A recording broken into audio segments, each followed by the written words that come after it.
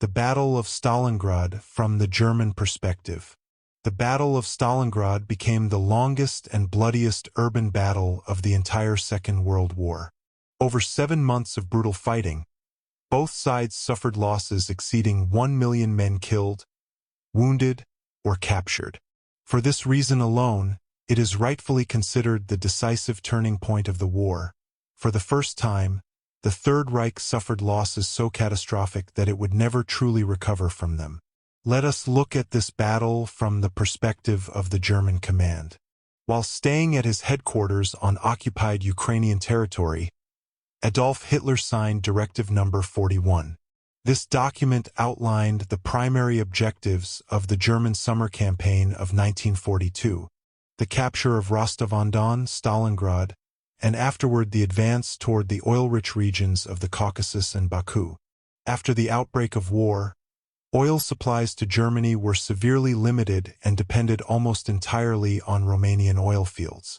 Both Hitler and Stalin clearly understood one crucial fact: oil was the lifeblood of modern warfare. Without fuel, tanks could not advance, aircraft could not fly, and mechanized armies could not operate. For this reason, Hitler ordered the development of a plan to seize Soviet oil resources. The operation was given the codename Operation Blue, intended as the second decisive blow following Germany's failure near Moscow in the winter of 1941 to 1942. After the defeat at Moscow, Germany hoped to finish the war in the east by the end of 1942 and finally achieve the goals of Operation Barbarossa. However, during planning, Hitler made a fateful decision. He abandoned a renewed offensive on Moscow, despite strong opposition from the General Staff, and concentrated Germany's main effort on the southern front. The Wehrmacht was tasked with destroying Soviet forces in the Donbass and along the Don River, breaking through to the North Caucasus, and capturing the oil fields of the Caucasus and Azerbaijan. Hitler insisted that once deprived of oil, the Red Army would be unable to continue effective resistance. At the same time, the Wehrmacht itself desperately needed additional fuel for future operations, including any renewed offensive toward Moscow. To execute this plan, Germany committed approximately 1.3 million soldiers, along with over 1,500 tanks and aircraft. In July 1942, Hitler ordered Army Group South to be split into 2 separate formations, each assigned an independent mission.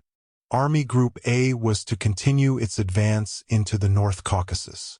Army Group B was ordered to push toward the Volga River, capture Stalingrad, and sever vital Soviet supply and transportation routes. Due to a shortage of German troops, the decision was made to reinforce the flanks with forces from Axis allies, Romanian, Italian, Hungarian, and Croatian units. This became Hitler's first major strategic mistake, as these Allied armies were poorly equipped, insufficiently trained, and unprepared for the harsh realities of this front. On July 17, 1942, the Battle of Stalingrad began. German forces advanced rapidly, but from the very beginning, the campaign failed to unfold as planned. It took the Sixth Army nearly a month to secure control over the territories west of Stalingrad. Losses were far heavier than anticipated, and the pace of the advance slowed dramatically. Nevertheless, by late summer, the Sixth Army stood only several dozen kilometers from the city. The 4th Panzer Army, advancing south of Stalingrad, turned north to assist in the capture of the city.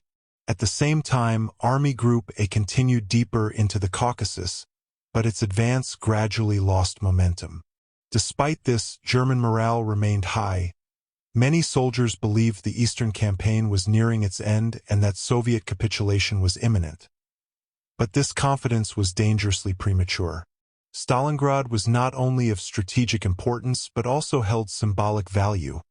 It bore Stalin's name. For Hitler, its fall was expected to deal a devastating psychological blow to the Soviet Union. Stalin understood this perfectly. As German forces pushed deeper into Soviet territory, the Soviet leadership urgently organized the defense of the city. Stalingrad became a city that had to be held at all costs. On July 28, 1942, Joseph Stalin issued the infamous Order No. 227, known by its uncompromising slogan, "Not one step back." Retreat was forbidden.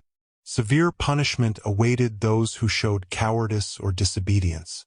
Commanders and political officers were tasked with ensuring every soldier understood the gravity of the order. Stalingrad was no longer just a city.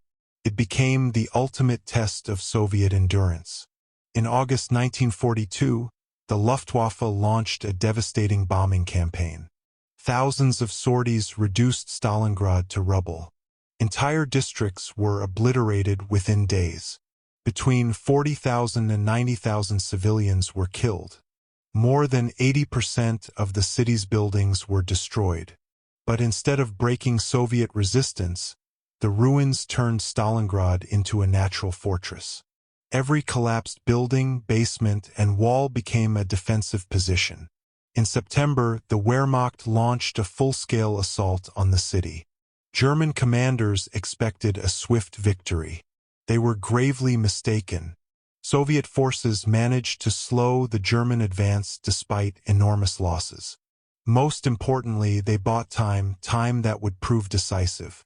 Fierce fighting west of the Don River delayed the Sixth Army long enough for Soviet commanders to fully organize the city's defenses. Eventually, Red Army units were forced back into Stalingrad itself, and brutal street fighting began. This was a completely different kind of war. Inside the city, German advantages vanished. Air power and heavy artillery could not be used freely due to the danger of friendly fire. Combat became close, brutal, and personal. Fighting erupted over individual rooms, stairwells, and factory halls. Sometimes Soviet and German soldiers occupied different floors of the same building. German veterans would later call this struggle Rattenkrieg, rat warfare. Despite the resistance, German forces continued pushing the Soviets toward the Volga. By October, only narrow Soviet bridgeheads remained along the riverbank. On the morning of October 14, 1942, the Sixth Army launched its final major assault. Over 1,000 aircraft of the Luftwaffe's 4th Air Fleet supported the attack. Never before had such a concentration of force been deployed on such a narrow front. On a sector just 4 kilometers wide, 3 infantry divisions and 2 panzer divisions advanced simultaneously. Soviet defenders fought stubbornly, supported by artillery fire from the eastern bank of the Volga. However, Soviet artillery soon began experiencing ammunition shortages. Resources were being quietly reserved for a far greater operation. On November 9th, temperatures dropped to -18 degrees Celsius. Once again, German troops were unprepared for winter. Lacking adequate clothing and supplies, history began to repeat itself. While the Germans remained locked in urban combat, Soviet generals completed preparations for Operation Uranus. On November 19, 1942, the Red Army struck. Instead of attacking the city itself, Soviet forces targeted the weakly defended German flanks, held by Romanian and Italian units. After massive artillery barrages, Soviet armored formations broke through. Within 3 days, the Sixth Army was completely encircled. General Friedrich Paulus requested permission to break out. Hitler refused. He ordered the army to hold its ground and promised supply by air, a promise that could not be fulfilled. The Luftwaffe failed to deliver sufficient supplies. Ammunition, food, and fuel dwindled. Winter tightened its grip. In December, German forces launched Operation Winterstorm in an attempt to relieve the encircled army. The operation failed. On January 9, 1943, Paulus was offered an ultimatum to surrender. He refused. The final Soviet offensive followed immediately. The encircled German forces were split in two. Resistance collapsed under hunger, cold, and exhaustion. On January 31, 1943, Field Marshal Paulus surrendered, the first German field marshal ever taken prisoner. More than 90,000 German soldiers were captured. Most would never return home. The defeat at Stalingrad resulted from fatal strategic errors, reliance on weak Allied forces, and Hitler's absolute refusal to permit retreat. Had the Sixth Army been allowed to withdraw, Germany might have saved up to 300,000 experienced soldiers. But history allows no second chances. After Stalingrad, the strategic initiative passed permanently to the Red Army. The Soviet counteroffensive began, a march westward that would end in Berlin. Stalingrad marked the beginning of the end for the Third Reich.